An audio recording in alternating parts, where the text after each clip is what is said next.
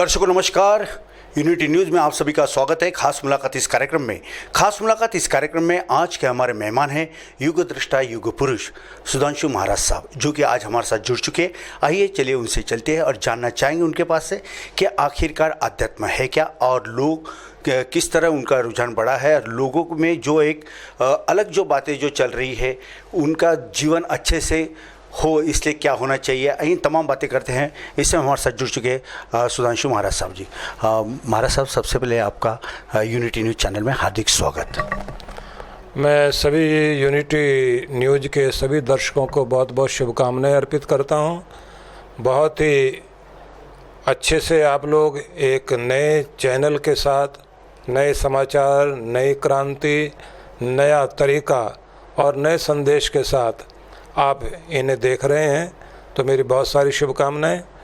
और जैसे इन्होंने कहा कि हम अध्यात्म के विषय में आपसे जानना चाहते हैं, तो मैं आप सभी के लिए ये कहना चाहूँगा कि हर व्यक्ति के जीवन में जो भी कुछ बाहर दिखाई देता है वो उसके अंदर के कारण होता है। अगर आदमी अंदर अशांत है तो अशांति बाहर भी दिखाई देगी और उसकी अशांति परिवार में भी फैल जाएगी। अगर अंदर से व्यक्ति मधुर है तो वो मधुरता बाहर भी आएगी। इसलिए चेंज जो आनी चाहिए आदमी के अंदर आनी चाहिए। अंदर की चेंज लाने के लिए ही अध्यात्म है। अध्यात्म आपको विकसित होने का अवसर देता है, शांत होने का अवसर देता है। अध्यात्म आपको मानवता के लिए काम करने का संदेश देता है। अध्यात्म का मतलब है कि आप ईश्वरीय सत्ता से जुड़कर अपने आप को ऊंचा उठाएं और समाज के लिए भी जिएं, खुद के लिए भी जिएं, अपने परिवार को भी और अच्छे से अच्छा उत्कृष्ट बनाने की चेष्टा करें। आप ये बताइए कि आज के इस भागदौड़ भरी ज़िंदगी में हर कोई पैसे के पीछे भाग रहा है।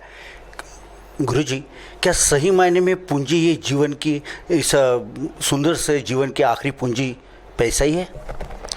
देखिए, इस समय बहुत बड़ा प्रचार इस बात का किया गया है कि पैसे से ही आप सुख खरीद सकते हैं, पैसे से मकान, दुकान, रिश्ते, नाते सब कुछ खरीद सकते हैं। तो आदमी ने ये समझ लिया है कि पैसा ही सब कुछ है, जबकि वास्तविकता ये है कि जीवन के लिए केवल पैसा ही सब कुछ नहीं है। सबसे पहले व्यक्ति के लिए उसका शारीरिक स्वास्थ्य आवश्यक है, हम स्वस्थ रहें। उसके बाद में ये बात भी आती है कि पति पत्नी का आपस में प्रेम प्यार अच्छा हो, बच्चे लायक हों और व्यक्ति समाज के लिए भी जी सके, समाज में उसकी प्रतिष्ठा हो सके। और इसी के साथ साथ उसकी कोशिश ये भी होनी चाहिए कि इस दुनिया में मैं क्यों आया हूँ, क्या करने के लिए आया हूँ। दो ही जीवन के महत्वपूर्ण दिन होते हैं। एक दिन वो जब आपका जन्म हुआ, दूसरा दिन महत्वपूर्ण ये होता है कि आपका जन्म और जीवन किस लिए है। जिस दिन आदमी को ये समझ में आ जाता है कि मैं इस दुनिया में क्यों हूँ, उस दिन उसके जीवन की ऊंचाई शुरू हो जाती है। गुरुजी, ये भी बताइए कि हमारा जो जीवन है वो काफ़ी अच्छा सुंदर है ऐसे कहा जाता है, लेकिन हम दर्शक है, श्रोता बनने के लिए हमें क्या अच्छे गुण होना चाहिए? सभी को अपने जीवन का विकास करने के लिए, अपनी ऊंचाई प्राप्त करने के लिए सबसे पहले आवश्यक चीज़ है कि कुछ न कुछ जानना सुनना तो चलना ही चाहिए। जब हम सुनते हैं, जानते हैं, तो हम लोग एक अच्छे विचारों से अपनी शक्ति को बड़ा बनाते हैं। और जब हम लोग सुनना ही नहीं चाहते, क्योंकि आज के समय में बोलना सबको आ गया, सुनना किसी को नहीं आया। भगवान ने जीभ एक दी है, कान दो दिए हैं। एक जीभ के साथ भी दरवाज़ा लगाया है कि हम बोलें और दरवाज़ा बंद करके मुंह के अंदर जीभ रहे, लेकिन कान के साथ कोई द्वार तो खोल दिया गया, गेट बंद करने के लिए कोई व्यवस्था नहीं दी। तो इसका मतलब ये है कि सुनना ज़्यादा चाहिए, बोलना कम चाहिए।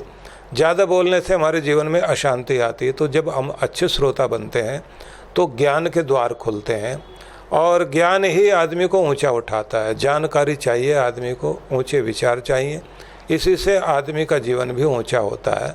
आज अगर समस्या है तो इसी कारण है कि हमारे विचारों में गिरावट आई है। बिल्कुल सही इन्होंने फरमाया है कि आज के जीवन में हमारी जो गिरावट आई है, लेकिन जहाँ इच्छा शक्ति की बात होती है, इच्छा शक्ति यानी आध्यात्म से जुड़ी हुई है, जो जैसे कि कोई ध्यान करना चाहता है मगर पूरी तरह से भगवान के प्रति उसका वो ध्यान नहीं लगा पाता, क्या कहीं ना कहीं इच्छा शक्ति जो है वो कम दिखाई देती है, कम होती है? देखिए, आपकी इच्छा जिस चीज़ पर प्रबल होती है, आपका मन भी वहीं आएगा, आपका तन भी वहीं जाएगा, आपकी शक्ति वहीं लगेगी। इसलिए सबसे पहले आप जो पाना चाहते हैं उसकी एक इच्छा शक्ति, प्रबल इच्छा शक्ति आपकी बननी चाहिए। तो निश्चित रूप से वही चीज़ आपकी ज़िंदगी में आएगी भी सही, आप वो प्राप्त कर सकेंगे। और अगर आपकी कमज़ोर इच्छा शक्ति है तो परिणाम भी बहुत कमज़ोर ही मिलेंगे। इसलिए जो पाना चाहते हो उसे पूरे जज्बे के साथ पाने की कोशिश करो। जैसे छोटा सा एक बच्चा कुछ भी अगर मांगता है तो पूरी ताकत से मांगता है, वो उसके लिए लड़ेगा, रोएगा, चीखेगा, चिल्लाएगा, लेकर छोड़ेगा।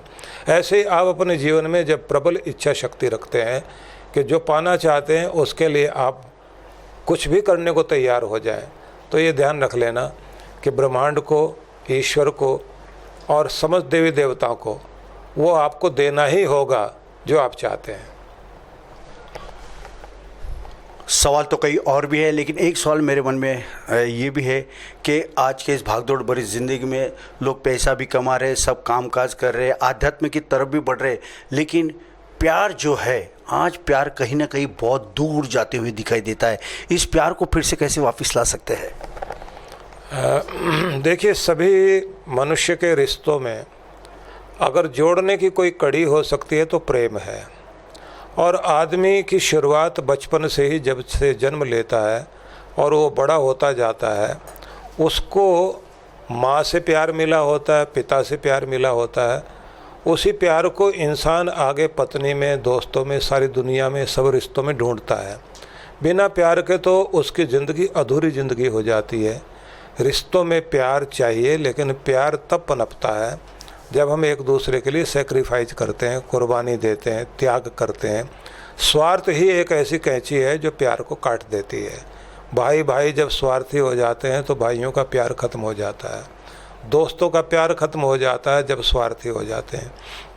इस युग में लोग सेल्फिश बहुत हो गए हैं, इसलिए प्यार भी कटा है। हाँ, जब हम अपने स्वार्थ को त्यागेंगे, मतलबी होना छोड़ देंगे, तो हमारा प्यार बढ़ेगा भी सही। प्यार वो है जो सब कुछ देना चाहता है, स्वार्थ सब कुछ छीन लेना चाहता है। इसलिए आज की दुनिया को जोड़े रखने के लिए और आगे बढ़ने के लिए प्रेम की बहुत आवश्यकता है। ये प्रेम ही भक्ति बनता है, यही प्रेम आदर है, यही प्रेम सम्मान बनता है, यही प्रेम स्नेह है, यही वात्सल्य है। सारी दुनिया इसी के साथ जुड़ी हुई है और इसी को हम भगवान तक अपने आप को जोड़ें तो उसकी कृपा हमें मिलेगी। भगवान से भी हम प्यार चाहते हैं। प्रेम को ही दया का रूप माना जाता है, क्योंकि प्रेम जब दया बन जाता है तो सहयोग करने के लिए और सहानुभूति जताने के लिए हमारा मन तत्पर होता है। सेवा करने को तत्पर होंगे, दान देने को तत्पर हो जाएंगे, किसी आदमी का दुख दूर करने के लिए हम तैयार हो जाएंगे। अगर प्रेम नहीं है तो हम निर्दयी बन जाएंगे। इसलिए ज़िंदगी को प्रेम की आवश्यकता तो है ही। प्रेम की काफ़ी अच्छी सुंदर जो परिभाषाएं जो थी वो सुधांशु महाराज इन्होंने हम सब के सामने में आज ये बात रखी है।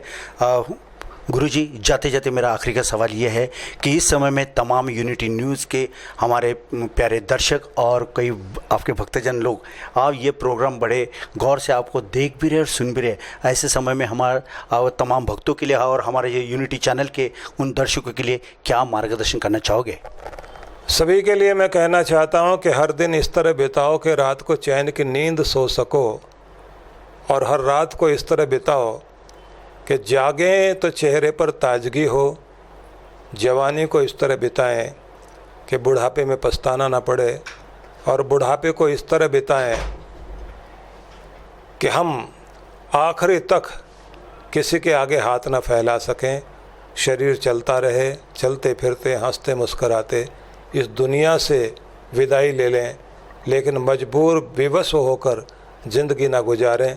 और आखिर में इस तरह जीवन संपन्न हो जाए जैसे कोई फूल खिलते खिलते उसकी पंखड़ियाँ ज़मीन पर गिर जाती हैं और खुशबू हवा में तैरती रह जाती है।